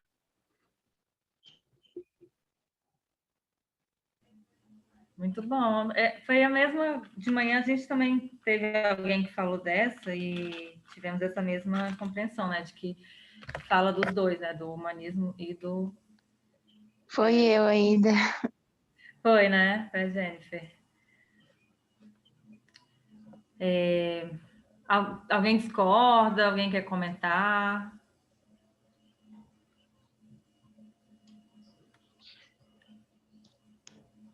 Ou então falar a próxima.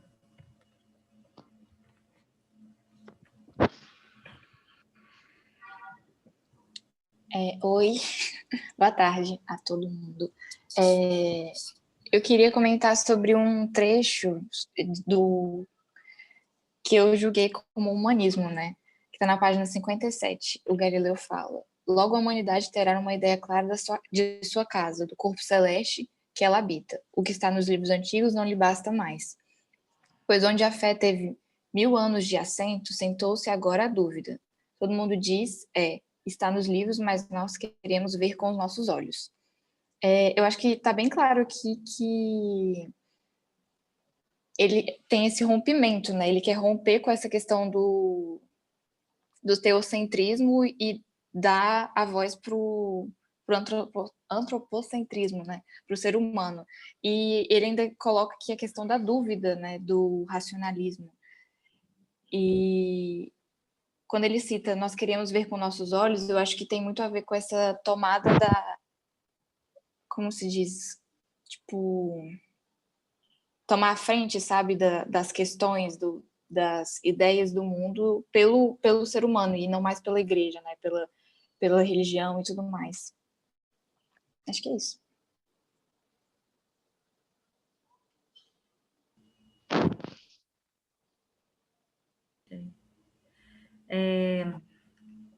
Interessante. É a página 57, né? Segundo parágrafo. Isso. Eu não tenho certeza qual parágrafo. Tá no final da página. É quase que as últimas linhas ali. Ah, tá. No quarto parágrafo.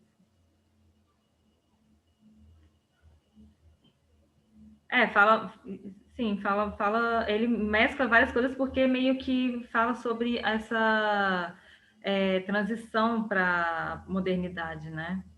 Então, sim, isso mesmo. Bom, alguém mais? Aí eu queria só comentar que eu marquei, tipo, literalmente um trecho só do livro inteiro, e foi o mesmo trecho, pensando na mesma coisa. Que incrível. Ah, esse mesmo dela? Ou do... Foi o mesmo da Luísa, que fala sobre essa questão de, tipo, sair um pouco desse teocentrismo e sair um pouco, né, daquela zona de conforto de acreditar em tudo que está no livro. E aí, acho que passa para aquela coisa de, tipo, agora a gente quer testar, a gente quer ver, a gente quer, tipo, tirar a prova, né? Eu não sei qual corrente exatamente seria isso, na verdade. Uhum. Ele teve uma Não, isso aqui atitude são várias crítica, mais coisas. ou menos, né? E que o método tem aqui, né? Até o método, porque como ele quer tirar a prova, como ele está duvidando de alguma coisa, então tem várias questões aí. Foi isso que coloquei, eu considerei que era um método, porque ele meio que assim, duvidou, né, das coisas que ele aprendia, que ele falou durante 1000 anos a fé tinha poder, alguma coisa assim, então ele meio que partiu para a dúvida. Eu considerei esse texto como método. Sim. E é método também, é porque realmente, como esse começo aqui, ele fala muito sobre essa transição, ele já começa mostrando qual que é o contexto da peça, né? O contexto da peça, ele precisa mostrar nesse comecinho que é essa transição para a modernidade. E aí tem várias características da modernidade, por isso que a gente acha vários desses itens, né? O método, o humanismo, enfim. Nessa mesma página, na 57, no primeiro parágrafo, no finalzinho dele, ele fala também, né, que mas veja o que se diz agora, se as coisas são assim, assim não ficam. Tudo se move, meu amigo. Isso me remeteu muito também àquela questão do Heráclito, lá do tudo muda, tudo flui, que... eu não lembro agora quem foi que trouxe isso, foi o... Meu Deus, não lembro, o Hegel, eu acho. É o Hegel, não foi? Que ele fez resgate dos pré-socráticos, trazendo justamente isso também, né? Essa questão de mudança, que a verdade ela não é, tipo, definida para sempre.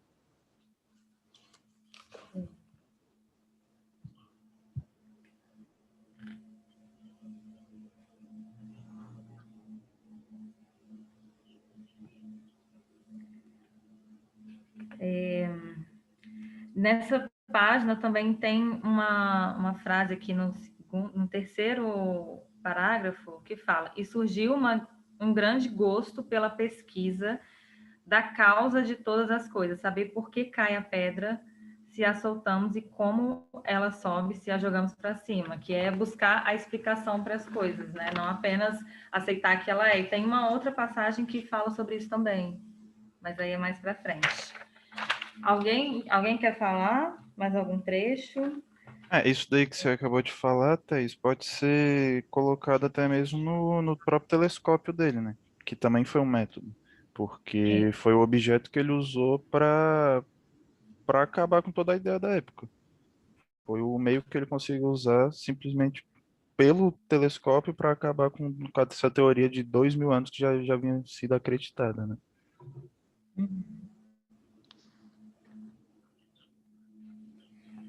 Gente, vocês podem ir falando, não precisa esperar para a próxima aula, não. Quem tiver, não tem problema falar hoje, que na próxima aula a gente vai ter mais, e aí a gente, né, vai tendo outros, senão eu vou falando alguns, se vocês não falarem.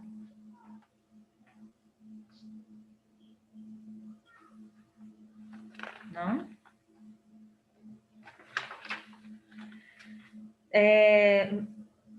Esse exercício, o Marcelo pediu para, além de falar se é método, humanismo e racionalismo, falar também a importância para a ciência, não é isso?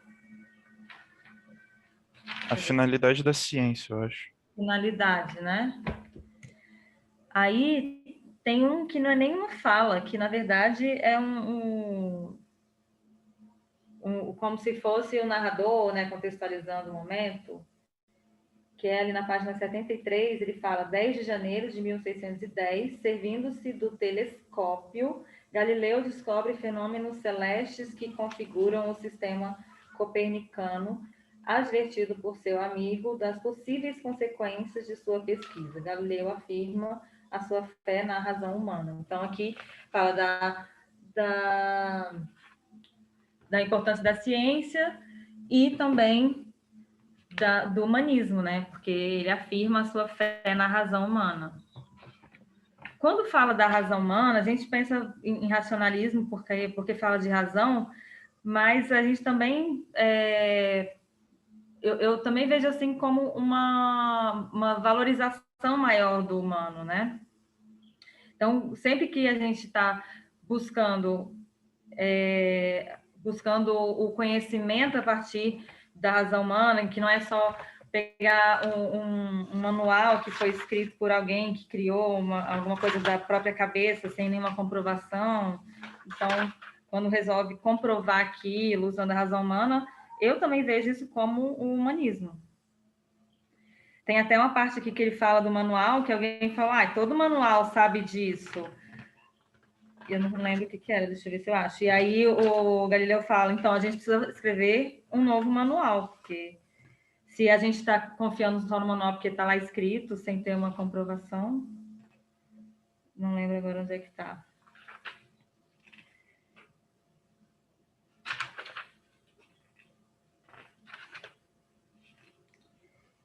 Uma coisa interessante, mudando um pouco de assunto, que o Marcelo falou sobre a questão do herói, que não é mais um herói perfeito, né, que mostra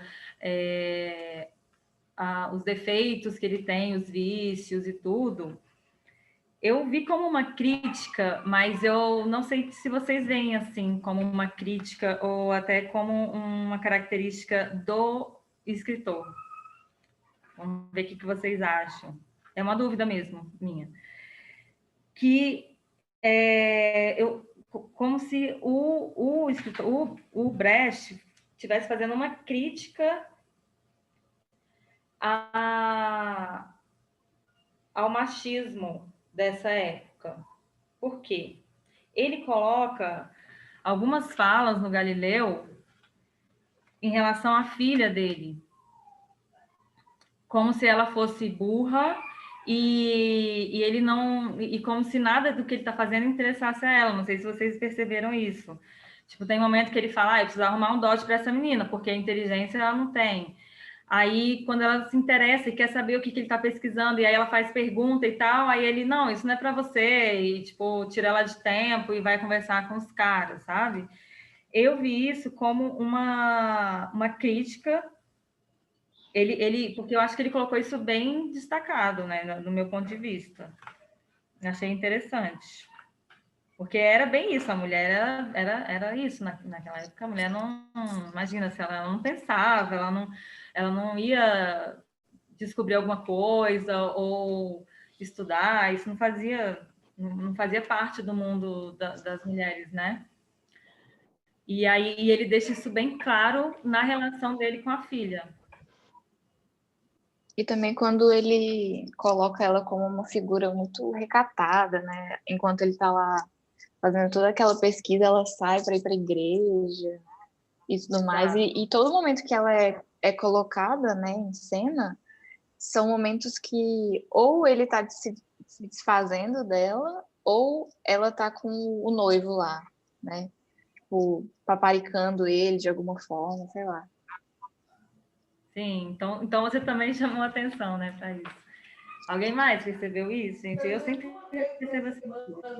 Eu percebi também, mas eu não sei se eu vi necessariamente como uma crítica. Agora que você falou, eu tô pensando mais nisso. Porque eu percebi isso, só que eu pensei mais como, tipo, reflexo da sociedade, sabe? Ele tava ali transcrevendo uma coisa como ela era, não necessariamente criticando aquilo. É, verdade. Identificar a crítica à coisa. Eu identifiquei uma descrição da coisa. Pode ser, pode ser. Na verdade, me incomodou um pouco. Eu fiquei um pouco incomodada vendo que ela não se interessava ou não, tipo, sei lá, eu estava, tipo, descobrindo uma coisa super maneira e ela, tipo, nem aí, sabe? Eu não tinha nem noção, parecia que não tinha nem Sim, parecia pelo contrário, que ela queria que o pai dela ficasse quieto para não atrapalhar, tipo, sei lá, o casamento dela, o que ela não querer que, de alguma forma, ela fosse prejudicada pelo pai, que acabou acontecendo também, no final das contas. Eu tive a impressão de que ela queria, que ela tinha até um certo interesse, mas ele... Ai, tô tentando achar qual é o trecho. Mas ele é que tirava ela de tempo, sabe? Tipo, primeiro ele fala que ela não tem inteligência e tal, e na página 77. Aí, qual é o momento que ela pergunta, ela chega assim e fala...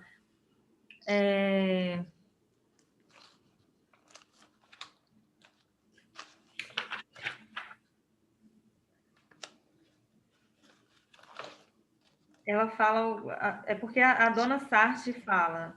E para isso eu vou acordar o menino no meio da noite, porque ele estava querendo acordar o André, né? Ah, não, desculpa, gente. Eu não sei essas coisas impressas desse jeito, me deixa confusa. Ela conversa com o pai dela. Tá, pronto, achei.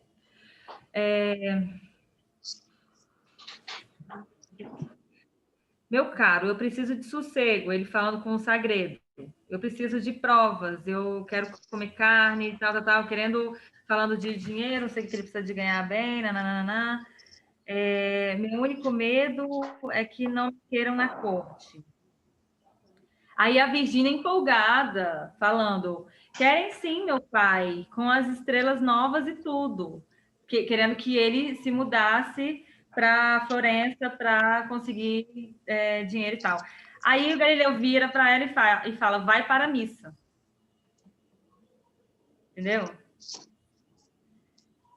É verdade. Eu não lembrava desse trecho, ele realmente... Tipo assim, ela fica querendo ali participar e aí ele fala: vai para a missa. Tem outro momento, mas eu não... Porque eu não mas no decorrer do texto, ela quando ela viu, pode ser também por medo, né? Quando ela viu que ele ia sofrer, né, com toda a descoberta dele, eu acho que ela começou a querer meio que parar ele, não sei, tipo, tentar fazer com que ele abandonasse aquilo para se poupar, né? Poupar ele e ela, talvez. Sim. Mas isso foi só um parênteses, gente. Vamos voltar então. Eu só queria saber se tinha incomodado vocês também, essa questão machista.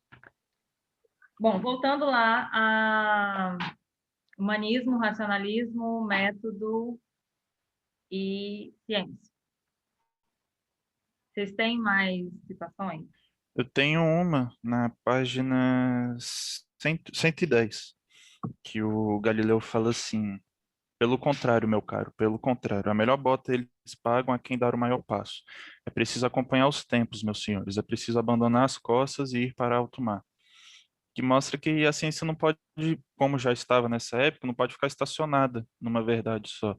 Quer dizer, uma verdade entre aspas. Nesse caso, a verdade para eles era que a Terra era o centro do universo. E eles descobriram isso e ponto, estacionou ali. Não, a ciência tem que estar sempre evoluindo, mesmo descobrir uma verdade, continuar estudando essa verdade para ver se no futuro ela vai se aplicar nos dias atuais daquela nova sociedade, podemos dizer assim.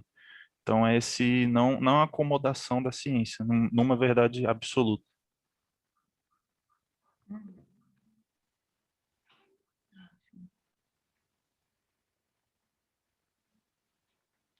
Alguém mais?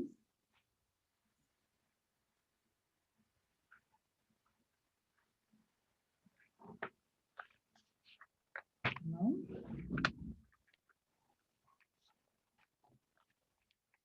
Vou falar alguma. Tá.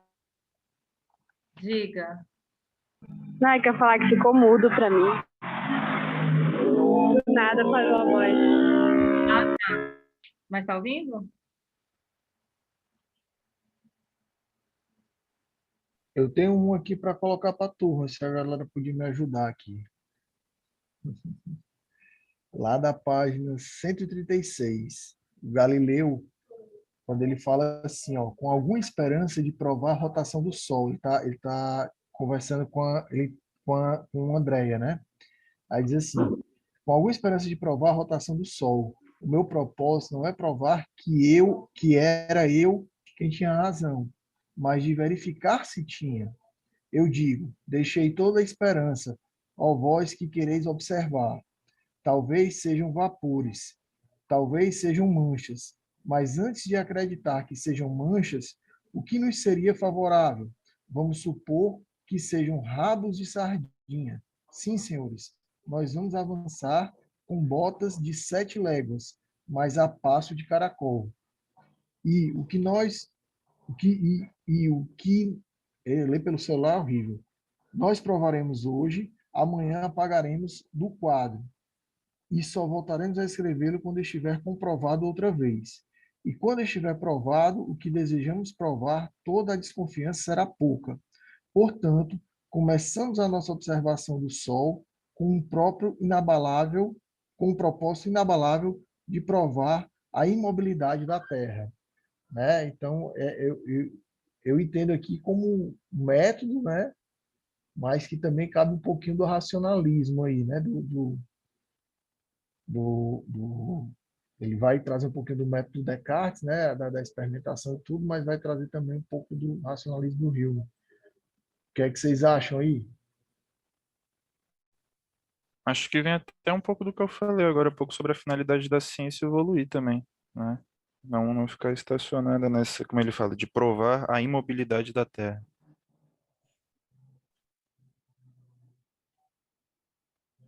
No momento que você estava falando, Gabriel, aí eu me lembrei desse trecho, né, que eu tinha marcado aqui.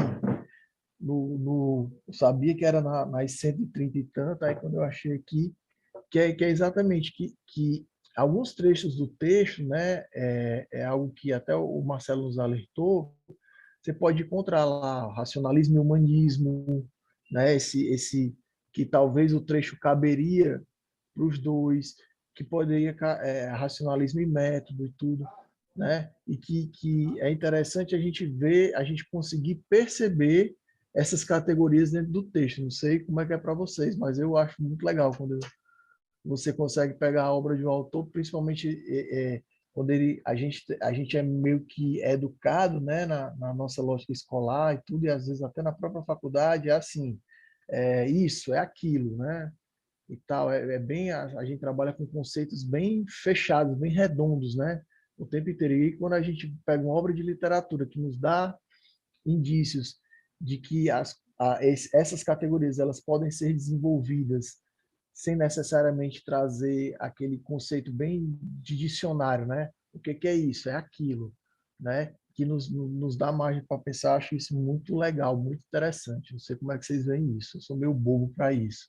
Adoro ler assim, putz, aqui tá o Marx, não, vixe, aqui tá o Engels, aqui tá o Hegel e tal. Acho muito bacana isso.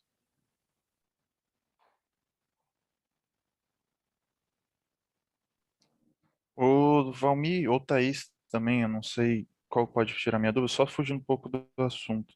Lá na explicação do trabalho que o professor deixou no Classroom, ele colocou que não podia, no texto final, né, que a gente iria entregar sobre o trabalho, não podia justificativas em bloco. Como seriam essas justificativas em bloco? Alguém sabe me explicar? Porque o que eu fiz, o meu texto, ele tá assim, eu não sei se é isso que o professor falou. Eu coloquei trechos do racionalismo, aí os três que referem-se ao racionalismo. Trechos do humanismo, os três do humanismo, e depois dos trechos já a própria justificativa do porquê daquilo. Seria isso em blocos que ele falou? Não, eu acho que é só a justificativa sem os trechos. Como você está explicando que colocou os trechos, colocou a justificativa logo em seguida, eu acho que está. Porque o que acontece? Às vezes a pessoa quer construir um texto generalista e acaba que desconexo com o texto original, entendeu? Desconexo com os trechos do texto. Na verdade, pelo que eu entendo, né, que é o como o Marcelo, que eu acho que pelo menos das vezes que eu contribuí com a disciplina foi assim, o que é que ele quer? Ele quer o trecho e a justificativa daquele trecho. São 2 ou 3 trechos que vem justificado, que é o método, entendeu? E que quando for racionalismo, a mesma coisa, humanismo, a mesma coisa. Eu acho que desse jeito que você fez aí está correto, entendeu? Que no momento que você mostra de onde você tirou do texto, né, você está dialogando, fazendo a justificativa, dialogando com o texto, entendeu? E não simplesmente colocando a justificativa sem ter um trecho. Não, tranquilo então, Então, eu acho que valeu. do jeito que você fez, eu acho que é o correto mesmo, não vejo Beleza. problema não. Deixa eu aproveitar e perguntar também. A gente vai fazer esse exercício também na próxima quinta? Vai sim, Vamos. Anise, viu? Não se preocupe. Né? Na verdade, hoje o Marcelo ele dá essa primeira, ele faz essa primeira síntese, né? Ele dá essa primeira introdução, aí tem o vídeo da Rita, né? E aí a gente vai, como a Thaís falou, a gente pode já ir apresentando, a gente já pode já ir falando e tudo, né? Fazendo esse esquenta, falando tudo. E aí, próxima aula, a gente complementa, a gente traz mais elementos, o Marcelo vai estar aqui, vai poder participar mais do debate, tá? Mas, gente, esse é um momento, tipo, é um momento mesmo de vocês, né? É o momento da gente conversar com o texto, né, e trazer esse diálogo para cá, entendeu? É mais mesmo um momento de escuta nosso e de repente mesmo, assim, não é nem de tirar dúvida, que a pretensão não é essa, mas é conversar sobre, pensar junto, entendeu? Mais do que, não, isso está errado, isso está certo. Eu acho que vocês já perceberam, né, que não cabe aqui na disciplina esse tipo de ação, né? Não vai caber aqui dizer, tá errado, tá certo. Não, é mais para a gente pensar junto e para vocês fazerem também uma exposição do trabalho de vocês, né? Do que vocês fizeram até agora, nos finalmente aí da disciplina, né? Esse diálogo com os autores, né? Esse diálogo com o Brecht, é isso, entendeu? Então, acho que na próxima quinta vai ser tão tranquilo quanto foi hoje, né? Só que o ideal, né, seria que, não é nem o ideal, né? O legal seria se vocês fossem trazendo como vocês estão fazendo, né? Vocês estão trazendo e a gente vai vendo página por página, vai vendo trecho por trecho, né? E às vezes uma coisa que eu percebi de uma forma, a Thaís vai ver, vai ouvir, não, ó, eu percebi isso mais aquilo, entendeu? Então, o objetivo desse compartilhamento é esse, sabe? É da gente fazer esse diálogo coletivo. Beleza? Beleza, entendido. Obrigada. É porque tá muito puxado esse final de semestre pra mim. Eu tô tipo, ai meu Deus, 1 milhão de coisas pra fazer. Mas então é bom que eu tenha mais um tempinho pra poder participar também da discussão. Porque sempre que eu tô na aula, eu gosto de participar, né? Eu gosto. Vocês já devem estar cansados de ouvir minha voz, como eu sempre falo. Mas eu gosto dessas conversas, assim, gosto de passar debate. Eu fico meio chateada de não ter conseguido participar das aulas essas últimas semanas. Mas faz parte. Né? Né? Mas fica Obrigada. tranquilo. Relaxa, fica tranquilo, viu? Valeu. Uhum. Gente, alguém mais tem alguma coisa para colocar? Agora à tarde vai até que horas, Thaís? Até você que está acompanhando mais do que eu. Até as 4. Então, Até 4. a Júlia já deu o sinal ali 4, né? São 4:01 já. Então, gente, eu acho que se vocês têm mais alguma coisa para falar, mais alguma dúvida, se vocês querem colocar mais alguma questão, então eu acho que é isso, né, gente? Bom fim de semana, né? Quem ainda não conseguiu concluir a leitura, que conclua, né? Não pela disciplina, mas pelo seu enriquecimento cultural, né? Que está muito além da disciplina. É um texto que vale a pena para a gente levar para a vida, né? E aí a gente se encontra, né? Na próxima quinta. Tem alguém aqui que faz a de sexta, Thaís? Não, né? Tem alguém aqui fazendo a de estética? Não, né? Então, eu reforço aí o convite, gente, da live do Avante de hoje, né? Do César Nunes, a live de amanhã, do Marcelo Lepel, né? E bom fim de semana para vocês. E nós estamos aqui, qualquer coisa, é só chamar que a gente tenta ajudar. Ô, Valmir, Ai, desculpa. pode falar, Pode pode falar. perguntar. Não, você primeiro. É o seguinte, é porque o Marcelo falou sobre o certificado dessa live que vai ter hoje. Aí minha dúvida é sobre uma live que teve, se eu não me engano, em fevereiro ou em março. Não lembro agora. Também desse canal do Avante, que ele falou que também sairia um certificado. Aí eu não sei se eu preciso mandar um e-mail para ele, Pronto. como é que é. Você vai fazer o seguinte, eu tô colocando aqui o meu e-mail no chat. Você vai mandar um e-mail para mim com o seu nome completo e você lembra qual foi a live? Pois é, não lembro. Posso ver se está aqui no canal agora. Pronto, não, deve estar. Aí você procura aí, você me diz só qual foi, que aí quem tiver aí como Gabriel, né, tiver participado e quiser o certificado, eu mandei o meu e-mail aqui, tá, Amanda? Vocês mandam um e-mail para mim com o nome completo de vocês e qual foi a live, que a gente vai preparar um certificado e vai mandar para vocês online, tá certo? Para Ótimo, vocês já beleza. contar aí com atividade complementar. Beleza? Tranquilo, obrigado, Valmir. Por nada. Sim, Armin, você ia perguntar? Eu ia perguntar se já tinha link pronto para vocês mandarem pra gente, ou só entrar lá já dá. E da live de hoje. Da live de hoje é só entrar no canal do Avante. Eu acho que eu já mandei aqui deixa eu achar aqui. Eu acho que eu já mandei aqui. Mas de todo jeito. Não, tranquilo. Acho que eu mandei antes. Tá aqui, deixa eu Eu acabei de mandar. Você pode mandou, dar o horário, pronto. por favor, aqui? Gabriel mandou aqui. Opa, obrigada. Pronto, às 19 horas Valeu. hoje, tá? Aí quem tiver interessado, tudo assiste. Aí, Gabriel, vou te pedir um favor, então. Se você for assistir a de hoje, você deixa para me mandar amanhã, que aí eu já faço todos os certificados de uma vez, tá? Tranquilo, pode deixar, Pode ser? tranquilo. Uhum. Oi, gente. Eu e a Amanda, a gente também assistiu uma live que o professor Marcelo indicou.